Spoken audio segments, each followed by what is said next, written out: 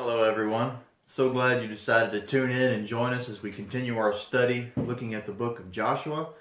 We're going to continue now, beginning looking at chapter 5 of Joshua, finishing up that, and moving on to the destruction and conquest of the city Jericho. Before we do that, however, I want to begin reading from Genesis 15 near the end of the chapter. So if you have your Bibles, we're going to do a little bit more jumping around in our study today. So if you would turn to Genesis chapter 15 and look near the end of that chapter, looking at verse 13 through 21, because I think this is going to be important, especially if you may be new to the book of Joshua or maybe even the Bible in general. So just a little nugget here that we're going to need for later. So we have here a little bit of context. Abraham, the father of many nations, if you're familiar with him, is here named Abram. He hasn't had his name changed yet. That's kind of a story for another time. But he's here in the land of Canaan, or the future land of Israel, although Israel hasn't even been born yet. But he's here in the land of Canaan like God called him to be. He was called out of his own territory a long way off, traveled to the land of Canaan, and now he's been living here for some time. God has promised him that he will have descendants, many, many descendants, and he will be a blessing to all kinds of peoples. God's making another promise to him here and revealing some things that are going to happen to him and to his descendants in the future. So let's read a little bit. Verse 13 said, God said to Abram, know for certain that your descendants will be strangers in a land that is not theirs, where they will be enslaved and oppressed for 400 years. But I will also judge the nation whom they will serve, and afterward they will come out with many possessions. As for you, you shall go to your fathers in peace. You will be buried at a good old age. Then in the 4th generation, they will return here. That will be his descendants. For the iniquity of the Amorites is not yet complete. And it came about when the sun had set that it was very dark. And behold, there appeared a smoking oven and a flaming torch which passed between these pieces. I encourage you to read the whole chapter and see what's going on there. It's a really good story. It says, on that day the Lord made a covenant with Abraham, saying, to your descendants I have given this land, from the river of Egypt as far as the great river, the river Euphrates, the Kenite and the Kenizzite and the Cadmonite, and the Hittite, and the Perizzite, and the Rephaim, and the Amorite, and the Canaanite, and the Girgashite, and the Jebusite. Now, what was that all about? Well, there's a lot going on in that chapter that we don't have time for because we're not studying Genesis. I want to hone in on basically 2 things, maybe 3. Abram here, or Abraham as he's later known, is promised that his descendants will get the land where he is now living. And God is very specific. He says, from the river of Egypt all the way to the river Euphrates. It's a large area, larger than you're thinking probably if you're familiar with the land of Israel, or Palestine as it's known now. Much, much larger than modern Israel. That's also a subject for another time. However, he says, your descendants are going to be enslaved for 400 years by another nation. That's going to be Egypt. And Moses is going to have to go rescue his people. That's also a story in another book.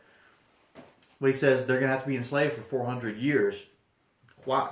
The question comes up, and I'm sure Abraham is thinking in his mind, why can't my descendants have this land now? Why can't my children and grandchildren and great-grandchildren and so on just populate this land now? Here's God's reason. He says, they're in the 4th generation, they will come back. After that 400 years is gone. In the 4th generation, they will return. Why will they have to return and not have it now? He says, because the iniquity of the Amorites is not yet complete. There's a whole lot in this little verse. You see, God in his perfect wisdom and knowing all things, past, present, future, everything, has promised to give this land to Abram's descendants so that they can, we'll learn later, so they can be a light to other nations, so all the world can learn about God. It's a beautiful thing. To give them this land, they're going to have to conquer slash wipe out everybody who's living there. But God's not going to let them do that until they've served 400 years in slavery to another nation. He's going to make them wait in bondage for 4 centuries because the people who currently possess the land are not wicked enough for them to destroy them, if you understand what I'm saying, and what the Bible's saying here. Is that the people in this land in Abram's time, they're bad. You can read the stories in the Bible or in history. They're not good people. They are not people I want to live with as neighbors. They're not the kind of people I want my kids to grow up alongside. But they're not bad enough for God to destroy them completely, utterly. However, after 400 years has passed, and God's going to bring his people up from Egypt through the hand of Moses, his servant, and when we get to a book of Joshua we've been studying, and they're ready to conquer the land, starting with Jericho, they will be full of iniquity. They will have gone to the point, this is my own words, they will have gone to the point of no moral return, if you will. And so, when in our study together, we're kind of jumping right into the book of Joshua without having studied Genesis, Exodus, Leviticus, Numbers, and Deuteronomy together. And I wish we could. Maybe we can some other time. What I'm trying to say is, when God orders Israel to completely destroy the nations that they're going to encounter, it's not without a context, if you will. So, that's what I wanted to get said before we move on to the conquest of Jericho. We're also probably going to look at some other passages in our study. So have your Bible handy and be ready to flip around, if you will. And this may be a 2-part series of this chapter just because we may go around so much. We'll see as we go. Let's begin reading in Joshua chapter 5, verse 13. If you want to turn there, Joshua chapter 5, verse 13. And we're going to look and finish up chapter 5 because it kind of starts the story of chapter 6. You remember we left it behind in our study last time and last week. So verse 13, it says, "Now it came about when Joshua was by Jericho that he lifted up his eyes and looked, and behold, a man was standing opposite him with his sword drawn in his hand. And Joshua went up to him and said to him, 'Are you for us or for our adversaries?' And he said, 'No, rather, I indeed come now as captain of the host of the Lord,'" or of Jehovah. And Joshua fell on his face to the earth and bowed down and said to him, "What has my Lord to say to his servant?" The captain of the Lord's host said to Joshua, "Remove your sandals from your feet, for the place where you are standing is holy." And Joshua did so. Let's continue reading Joshua 6, verses 1 through following. It says, "Now Jericho was tightly shut because of the sons of Israel. No one went out, no one came in. And the Lord said to Joshua, 'See, I have given Jericho into your hand, with its king and the valiant warriors. You shall march around the city, all the men of war, circling the city once, and you shall do so for 6 days. Also 7 priests shall carry 7 trumpets of ram's horns before the ark,'" that be the ark of the covenant. "Then on the 7th day you shall march around the city 7 times, and the priests shall blow the trumpets. And it shall be that when they make a long blast with the ram's horns, and when you hear the sound of the trumpet, all the people shall shout with a great shout, and the wall of the city will fall down flat, and the people will go up, every man straight ahead." The reason I wanted to continue reading into chapter 6 is I think it's a poor chapter break. Also, a lesson for another time or a study would be learning that the chapters and verses are not original. They're quite a bit more recent, but that's not that important. So it is my understanding that the conversation started in chapter 5, verse 13, continues in chapter 6. Otherwise, we'd be left hanging. Because this man, it says, approaches Joshua, or Joshua sees him, at least. He has his sword drawn in his hand, and Joshua approaches him and says, "Are you on my side or are you on our enemy's side?" And this guy says, "No, you're asking the wrong question. I have come as captain of the host of the Lord." And so Joshua falls down on his face and worships and makes obeisance to him. And he says, "What is my Lord to say to his servant?" And then the captain of the host of the Lord says, remove your sandals, for the place where you're standing is holy ground. I don't want to say too much about the identity of this being, this person, this man, at this time. I just want to make a couple of observations, I guess. If you're curious about this, it is my belief that this person is synonymous with the angel of the Lord. That doesn't tell us a whole lot unless you've done an in-depth study of the angel of the Lord, and maybe you still don't have answers after that. But what I would encourage you to do is, at your own pace and at your own time, or maybe we can do it another time, is to do an in-depth study of all the passages where the angel of the Lord shows up and then compare them with one another to try and find out this person's identity if you're so minded. It's a really good study and very beneficial. I would encourage anyone to do it if you haven't already. I'll say this here, is all I'm going to say. It appears to me that the identity of this person who shows up to Joshua is the same as what showed up to Moses in the burning bush, because of the similar phrases, remove your sandals, the place where you're standing is holy ground, is found in both instances. So if you want to look at Exodus chapter 3, verses 1 through 9 to read about the burning bush incident, I would encourage you to do so and compare that with Joshua 5:13 through the end. I think you'll see some similarities. There's many other passages you'll need to look at, I'm convinced of, though, to get a really good understanding of what's going on. So if you're interested in studying that, I would encourage you to do so and look up a good study on the angel of the Lord, all caps on Lord, because that's important. But we can get lost in his identity, which is where we often go when we're looking at this passage in Joshua, because this is a premier passage to come look at on that subject. But we're here to study the book of Joshua. So what is the message this person brings? Because he speaks for God. That much is very clear. As we go into chapter 6, we see the Lord directly speaking, either through him or with him, or however that works. So this person is coming to bring instruction to Joshua. That's what's key in our study together right now. Not so much the identity. So first off, he changes Joshua's understanding, if you will. Because Joshua asks, are you on my side or are you on my enemy's side? And this guy says, no. This is the Laredo Revised Version. He says, no, are you on God's side or not? It's not the question of, am I on your side? Joshua, are you on God's side or not? So he comes with instructions from God. Joshua is not by himself. Joshua is not leading Israel into the promised land. God is leading Israel into the promised land, and Joshua is his servant, leading the people with him.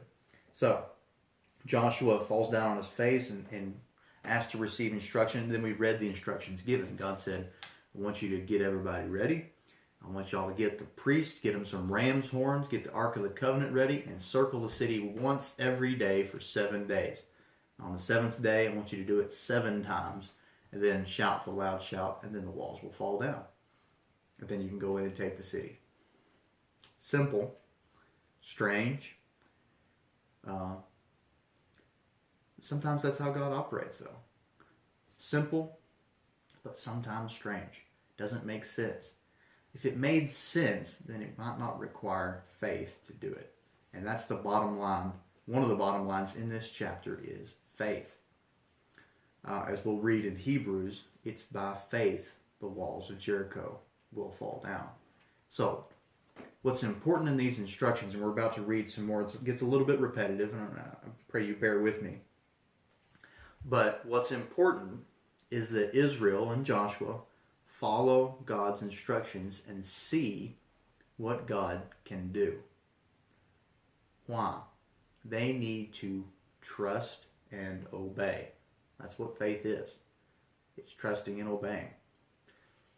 They do that, and God will grant a miracle by which they can destroy this fortified city and not have to be in a prolonged siege and lose hundreds and thousands of lives taking it. They can see God fight their battles for them, which he promised to do if they would but obey him, show faith. So let's read a little bit together and look at this story that's rather famous. Even has a song about it.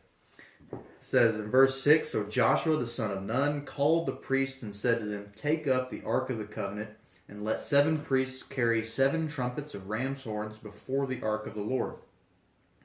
Then he said to the people, Go forward and march around the city, and let the armed men go on before the ark of the Lord. And it was so, that when Joshua had spoken to the people, that the 7 priests carrying the 7 trumpets of ram's horns before the Lord went forward and blew the trumpets, and the ark of the covenant of the Lord followed them. The armed men went before the priests and blew the trumpets, and the rear guard came after the ark. And while they continued to blow the trumpets, but Joshua commanded the people, saying, You shall not shout, nor let your voice be heard, nor let a word proceed out of your mouth until the day I tell you, Shout. Then you shall shout. So he had the ark of the Lord taken around the city, circling it once.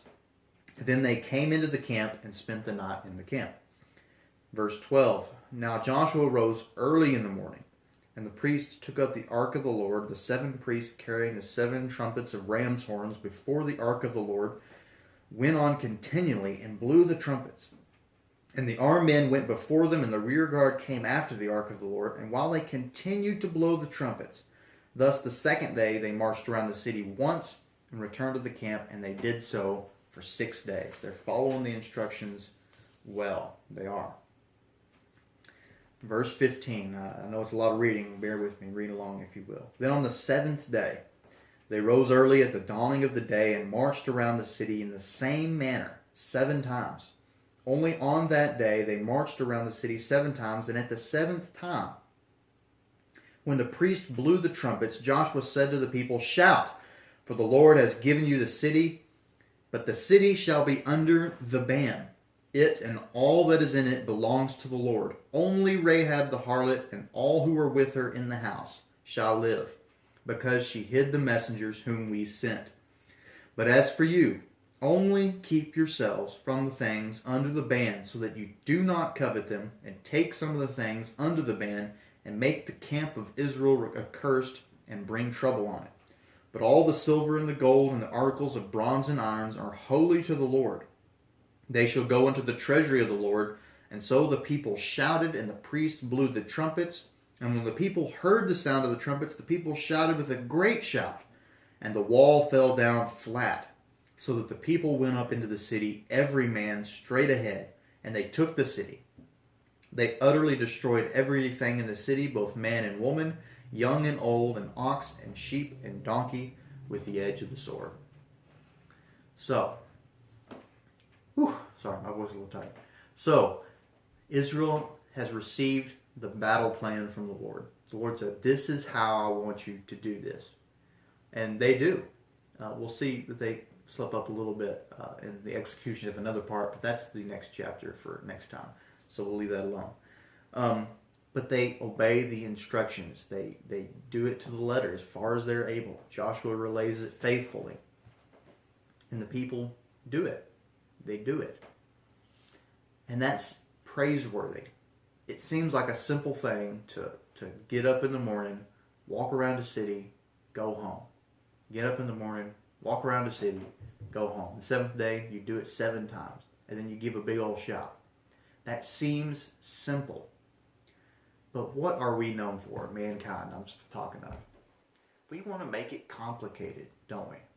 We want to add to it. We want to further our own thing. We want to well, that's pretty cool, but what if we made some really colorful flags and said, we're the people of Israel, we'll put a big banner on them.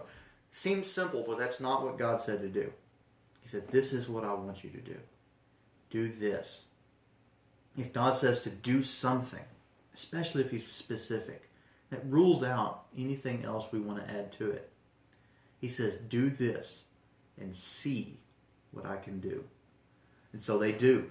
And the walls of Jericho fall down flat. And they take the city. Hebrews 11, verse 30. Now let's just turn there. Hebrews 11, verse 30.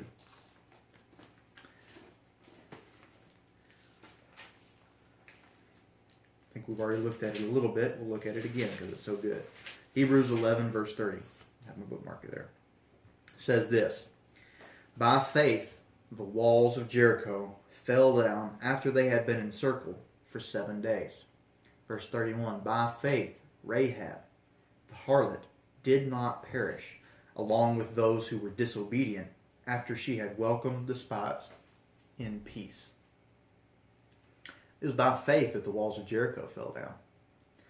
They heard the instructions and they obeyed them. They trusted that the Lord would be able to perform what he promised. If you remember our passage from Romans 4, that what God promised, he's able also to perform. If you believe that, that's faith. So, they heard the instructions from the Lord. They said, man, God just parted the Jordan River. He can bring down the walls of Jericho. We just need to do what he instructed us and see what the Lord can do. And so they do. And it's by faith that the walls of Jericho fall down. And it's by faith that Rahab is spared, as we'll see in just a moment.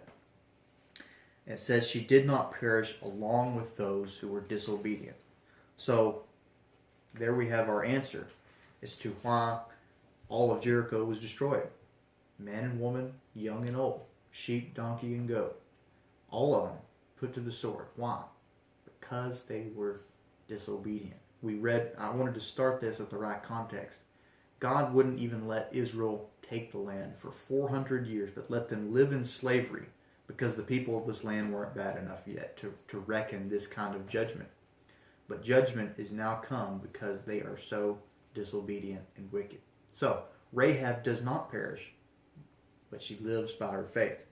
So, let's read that and finish out our chapter together. Verse 22 through the end says, Joshua said to the 2 men who had spied out the land, go into the harlot's house, and bring the woman and all she has out of there, as you have sworn to her. So the young men who were spies went in and brought out Rahab and her father and her mother and her brothers and all she had. They also brought out all her relatives and placed them outside the camp of Israel. And they burned the city with fire and all that was in it. Only the silver and the gold and articles of bronze and iron they put into the treasury of the house of the Lord. However, Rahab the harlot and her father's household and all she had, Joshua spared. And she has lived in the midst of Israel to this day, for she hid the messengers whom Joshua sent to spy out Jericho. It says, then Joshua made them take an oath at that time, saying, cursed before the Lord is the man who rises up and builds this city Jericho. With the loss of his firstborn he shall lay its foundation, with the loss of his youngest son he shall set up its gates. And so the Lord was with Joshua, and his fame was in all the land. So at this time, I want to wrap up Rahab's story. We're not going to look at every passage where she's mentioned. She's actually mentioning quite a few, usually as an example. But we're going to look at the historical effect she had, if you will, just briefly.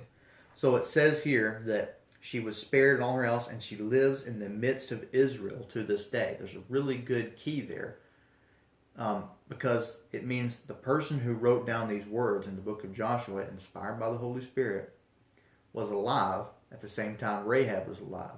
So it was after these events transpired, but it wasn't by much, because Rahab was still alive when he wrote it, and she was living in the midst of Israel. So there's a key there.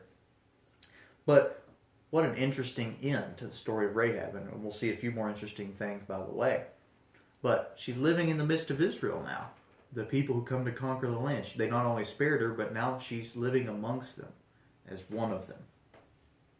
So we're going to look at a couple of things. First off, we're going to look at 1 Chronicles chapter 2. If you've ever read 1 Chronicles, you'll know it's just, man, it's a riveting read. It's a page turner everywhere through. So I encourage you to read 1 and 2 Chronicles and Numbers in their entirety at some point. But it's about genealogy, if you will. A little bit of a tongue-in-cheek there. So it says, verse 9, 1 Chronicles chapter 2, it says, now the sons of Hezron who were born to him were Jerahmeel, Ram, and Chelubai. Ram became the father of Amminadab, and Amminadab became the father of Nahshon, leader of the sons of Judah. Nahshon became the father of Salmon, and Salmon became the father of Boaz. And Boaz became the father of Obed, and Obed became the father of Jesse. Why did we just read that? Well, because we're turning to Matthew chapter 1 next. Matthew chapter 1. verse 4, I believe. And we'll see some of the same names we just saw. It says, Ram was the father of Amminadab, and Amminadab the father of Nahshon. Nahshon the father of Salmon, and Salmon was the father of Boaz by Rahab. And Boaz was the father of Obed by Ruth, and Obed the father of Jesse, and Jesse was the father of David the king. So what do we learn there? Well, we find out that Rahab the harlot, who sheltered the two spies, who was saved by faith because she believed in God, and she hid the two spies, and she didn't die among the disobedient. That Rahab, who was a prostitute in a heathen city, not only lived among the people of Israel, she married a man named Salmon, or Salma, as another passage says, same person. His father was the leader of the tribe of Judah. This fellow was prince, head of one of the biggest, most important tribes in all of Israel. And so, we learn that she is the great-great-grandmother of King David. If that's not an example of how anyone can come to God after any kind of deed, I don't know what is. With that, I'll leave you, and I hope you'll join us next week and be encouraged, not only by the faith of Rahab, but the faith of the sons of Israel as well. Here's blessings to you.